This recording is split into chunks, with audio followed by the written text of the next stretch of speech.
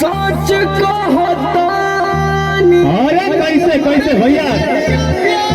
जैसे चूहे महुआ राजा चूहे मोर जवानी क्या बात है जैसे चूहे महुआ राजा चूहे मोर जवानी जैसे चूहे महुआ राजा चूहे मोर जवानी चूहे मोर जवानी चूहे मोर जवानी दिया है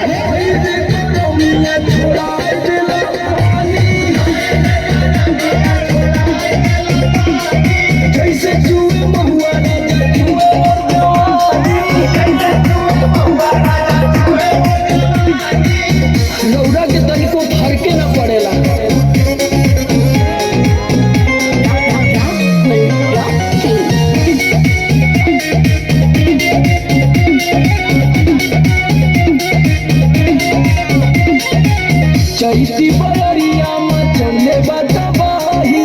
लस लस देह करे आवेला जम्हाई चैती बरिया में चले बतबाही लस लस देह करे आवेला जम्हाई कैसे बताई कैसे जाके दुख अपन राजा हम बखानी कैसे जाके दुख अपन